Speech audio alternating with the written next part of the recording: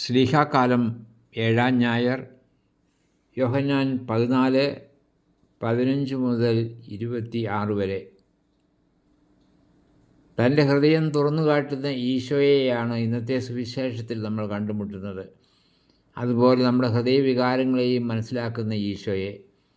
നിങ്ങളുടെ ഹൃദയം അസ്വസ്ഥമാകേണ്ട, നിങ്ങൾ ഭയപ്പെടുകയും വേണ്ട. തൻ്റെ പ്രിയ ശിഷ്യന്മാരുടെ ഹൃദയം അസ്വസ്ഥമാകുന്നതും അവർ ഭയചകിതരാകുന്നതും മനസ്സിലാക്കി അടുത്ത നാളുകളിൽ അവിടുന്ന് നടത്തിയ വെളിപ്പെടുത്തലുകളുടെ പശ്ചാത്തലത്തിൽ അവിടുന്ന് പറയുകയാണ്, അല്പസമയം കൂടി കഴിഞ്ഞാൽ പിന്നെ ലോകം എന്നെ കാണുകയില്ല. അവിടുന്ന് കൂട്ടിച്ചേർക്കുകയാണ്, ഞാൻ പോകുന്നെന്നും വീണ്ടും നിങ്ങളുടെ അടുത്തേക്ക് വരുമെന്നും ഞാൻ പറഞ്ഞത് നിങ്ങൾ ഓർക്കുന്നുണ്ടല്ലോ. അവിടുന്ന് പോകുന്നത് പിതാവിൻ്റെ പക്കലേക്കാണ്. ഈ ലോകത്തിൽ അലയുന്ന മക്കൾക്ക് വേണ്ടി വാസസ്ഥലം ഒരുക്കുവാനാണ് അവിടുന്ന് പോകുന്നത് എന്ന വിശദീകരണം അവർക്ക് നൽകുന്നു. എങ്കിലും എവിടെയാണ് പിതാവെന്നും എങ്ങോട്ടാണ് അവിടുന്ന് പോകുന്നതെന്നും അവർക്കറിഞ്ഞുകൂടാ. തിരിച്ചു വന്ന് അവരെ കൂട്ടിക്കൊണ്ടു പോകുമെന്ന് കർത്താവ് പറയുമ്പോൾ അവിടുന്ന് പോകുന്നിടത്തേക്കുള്ള വഴിയറിയാത്ത ശിഷ്യന്മാരുടെ ഹൃദയം അസ്വസ്ഥതയിൽ തുടരുകയാണ്. വഴിയും സത്യവും ജീവനും താനാണെന്ന് അവിടുന്ന് പറഞ്ഞിട്ടും അത് വെറും ആശ്വാസവാക്കായേ അവർ മനസ്സിലാക്കിയുള്ളൂ. വഴി അവരുടെ മുമ്പിൽ തെളിയുന്നതേയില്ല. പോകുന്ന ലക്ഷ്യത്തെക്കുറിച്ചും അവർക്ക് ഉറപ്പില്ല. ആരാണ് പിതാവ്? അതിനാൽ അവർ അവിടുത്തോട് അപേക്ഷിക്കുകയാണ്, കർത്താവേ, പിതാവിനെ ഞങ്ങൾക്ക് കാണിച്ചു തരിക. എന്നെ കാണുന്നവൻ പിതാവിനെ കാണുന്നു എന്ന് അവിടുന്ന് പറയുമ്പോഴും അവർക്ക് വ്യക്തത ലഭിക്കുന്നില്ല. അവരുടെ ഹൃദയം കൂടുതൽ ആഴത്തിൽ അസ്വസ്ഥമാവുകയാണ് ചെയ്തത്. ഈ പശ്ചാത്തലത്തിലാണ് നമ്മൾ ഇന്നത്തെ സുവിശേഷം വായിച്ച് മനസ്സിലാക്കുവാനും അർത്ഥം ഗ്രഹിക്കുവാനും പരിശ്രമിക്കേണ്ടത്. അതിന് ഞാൻ ശ്രമിച്ചപ്പോൾ എനിക്ക് ലഭിച്ച ചില ഉൾക്കാഴ്ചകൾ നിങ്ങളുമായി പങ്കുവയ്ക്കാം. ഒന്നാമതായി, കടന്നു പോകുന്ന ഈശോ അകലങ്ങളിലേക്ക് അകന്നു പോകുകയല്ല, മറിച്ച് നമ്മുടെയെല്ലാം ആന്തരികതയുടെ ആഴങ്ങളിലേക്ക് അവിടുന്ന് കടന്നു വരികയാണ് ചെയ്യുന്നത്. അതായത് ഹൃദയം വെളിപ്പെടുത്തുന്ന ആഴങ്ങളിലേക്ക്. ആഴമെന്ന് പറയുന്നത് ഒരു ഭാവനാചിത്രമാണ്. ആത്മീയതയിൽ ആഴമെന്ന ഒന്നില്ലല്ലോ. ഹൃദയമാണ് അകലങ്ങളും അടുപ്പവും വെളിപ്പെടുത്തുന്നത്. ഞാൻ പിതാവിലും നിങ്ങൾ എന്നിലും ഞാൻ നിങ്ങളിലുമാണെന്ന് ആ ദിവസം നിങ്ങൾ അറിയും. നമ്മുടെ ഹൃദയത്തിൽ ആയിരിക്കുന്നവയ്ക്ക് മാത്രമേ നമ്മുടെ ഹൃദയത്തിന് ഉറപ്പ് നൽകാൻ സാധിക്കുകയുള്ളൂ. അതുമാത്രമേ നമ്മുടെ അസ്വസ്ഥത അകറ്റുകയുള്ളൂ. അവിടുന്ന് നമ്മുടെ ഉള്ളിലായിരിക്കുമെന്ന് പറയുന്ന ആ രഹസ്യമാണ് കർത്താവ് ഇവിടെ വെളിപ്പെടുത്തുന്നത്. രണ്ടാമതായി, പരസ്പരം ഉള്ളിലായിരിക്കുവാൻ സാധിക്കുന്നതിൻ്റെ രഹസ്യവും അവിടുന്ന് വെളിപ്പെടുത്തുകയാണ്. രണ്ട് വ്യക്തികൾക്ക് പരസ്പരം ഉള്ളിലായിരിക്കുവാൻ സാധിക്കുന്നത് സ്നേഹത്തിലൂടെയാണ്. സ്നേഹം സാന്നിധ്യത്തിൻ്റെ നിരന്തരമായ അനുസ്മരണമാണ്. സ്നേഹിക്കുന്നവരെ നമ്മൾ മറക്കാതെ നിരന്തരം ഓർക്കുന്നു. ഓർക്കുമ്പോഴൊക്കെ അവർ ഹൃദയത്തിൽ പ്രത്യക്ഷപ്പെടുന്നു. Remembrance is the process of bringing summon or something alive in our heart. ഹൃദയത്തിൽ അതിർത്തികളില്ലാത്തവണ്ണം ഇടമുണ്ട്. നമ്മൾ സ്നേഹിക്കുന്ന എല്ലാവർക്കും അവിടെ ഇടമുണ്ട്. എല്ലാറ്റിനുമുപരി ഈ ലോകം മുഴുവൻ നിറഞ്ഞു നിൽക്കുന്ന ദൈവത്തിനും അവിടെ ഇടമുണ്ട്. എന്നെ സ്നേഹിക്കുന്നവരെ എൻ്റെ പിതാവും സ്നേഹിക്കും. ഞാനും അവനെ സ്നേഹിക്കുകയും എന്നെ അവന് വെളിപ്പെടുത്തുകയും ചെയ്യും. ഇവിടെ അറിവും സ്നേഹവും ഒന്നിച്ചു പോകുന്നവയാണ്. രണ്ടിൻ്റെയും വെളിപ്പെടുത്തലിനെക്കുറിച്ചാണ് അവിടുന്ന് പറയുന്നത്. നമുക്ക് സ്നേഹത്തിൻ്റെ ഈ ആഴത്തിലേക്ക് എത്തിച്ചേരുവാൻ ഇനിയും ഹൃദയത്തിലൂടെ അതിൻ്റെ ആഴങ്ങളിലേക്ക് ഒത്തിരി സഞ്ചരിക്കേണ്ടി വരും. മൂന്നാമതായി, സ്നേഹമെന്നത് ഹൃദയത്തിന് അന്യമായ വെളിയിൽ നിന്നുള്ള ഒന്നല്ല. അത് അവിടെ ആലേഖനം ചെയ്യപ്പെട്ട ഒരു നിയമമാണ്. അതുകൊണ്ടാണ് അവിടുന്ന് പറയുന്നത്, നിങ്ങൾ എന്നെ സ്നേഹിക്കുന്നുവെങ്കിൽ നിങ്ങൾ എൻ്റെ കൽപ്പന പാലിക്കുമെന്ന്. ഹെബ്രായർ 8:10-16 അതിനുള്ള വിശദീകരണമുണ്ട്.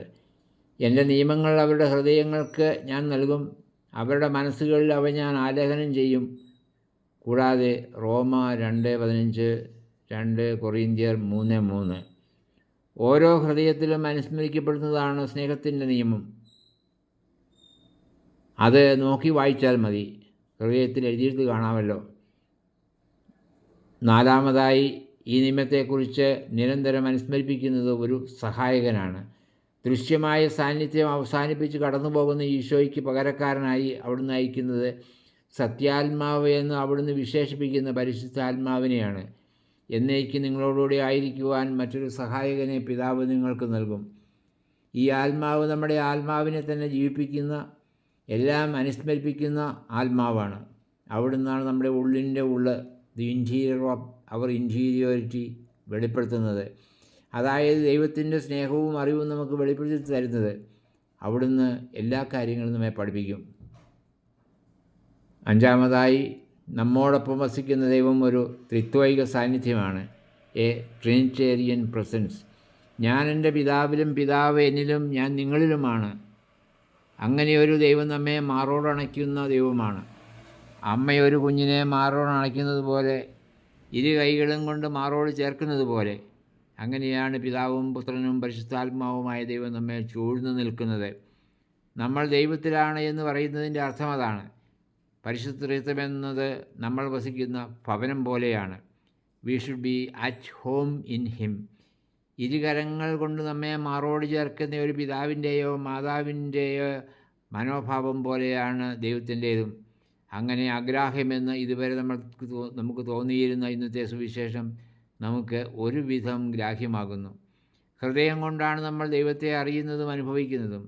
സ്നേഹത്തിൽ അറിവും അടുപ്പവുമുണ്ട്. സ്നേഹമെന്നത് ഹൃദയത്തിൻ്റെ അസ്വസ്ഥതയും അതിനുശേഷം അടുപ്പത്തിലൂടെയുള്ള ലഭിക്കുന്ന ആശ്വാസവുമാണ്. സ്നേഹം അകലമറിയുന്നില്ല. സ്നേഹത്തിൻ്റേതിനേക്കാൾ വലിയ ഒരു സ്പർശനവുമില്ല. സ്നേഹം അന്ധതയെ അകറ്റുന്നു, അദൃശ്യമായതിനെ ദൃശ്യമാക്കുന്നു. ഇവിടെ പൗലോസ്ലീഹ കുറിച്ചു വെച്ച സ്നേഹസങ്കീർത്തനം നമുക്ക് കൂടുതൽ വ്യക്തത നൽകും. 1 കൊറിന്ത്യർ 13:1-13 വരെയുള്ള വാക്യങ്ങളിൽ. ഹൃദയത്തിൻ്റെ ഈ അസ്വസ്ഥതയെക്കുറിച്ചാണ് വിശുദ്ധ അഗസ്റ്റിൻ തൻ്റെ ആത്മകഥയിലും പറയുന്നത്. You made us for yourselves and our hearts are restless until they rest in you. 1 പുസ്തകം 1 വാക്യം. നമ്മുടെ ഹൃദയങ്ങളും പരസ്പരം ചേർത്ത് നെയ്തുണ്ടാക്കിയ ഒരു വല അല്ലെങ്കിൽ നെറ്റ് പോലെയാണ്. പരസ്പര ബന്ധങ്ങളുടെ ഒരു വല, പരസ്പരം ഉള്ളിലാക്കുന്ന ഒരു വല. മനുഷ്യരായ നമുക്കും പരസ്പരം ഉള്ളിലാക്കാനും ഉള്ളിലായിരിക്കുവാനും സാധിക്കും. സ്നേഹത്തിലൂടെയാണ് വല വീശേണ്ടത്. നമ്മുടെ എല്ലാവരുടെയും ഹൃദയങ്ങളുടെ അസ്വസ്ഥത ഒന്നിനു തന്നെയാണ് ഉള്ളതാണ്. ഹൃദയം അനുഭവിക്കുന്ന അസ്വസ്ഥത അവസാനിപ്പിക്കുവാൻ സാധിക്കുന്നത് പരസ്പരം സാന്നിധ്യം പകർന്നു കൊടുത്തുകൊണ്ടാണ്. നമ്മുടെ ആത്മാവിനെ പങ്കുവെച്ചു കൊടുത്തുകൊണ്ടാണ്. ആത്മാവാണ് സഹായകൻ. എപ്പോഴും ഒപ്പമായിരുന്നു കൊണ്ട് സ്നേഹത്തെക്കുറിച്ച് പഠിപ്പിക്കുന്ന അധ്യാപകനാണ് ഈ ആത്മാവ്.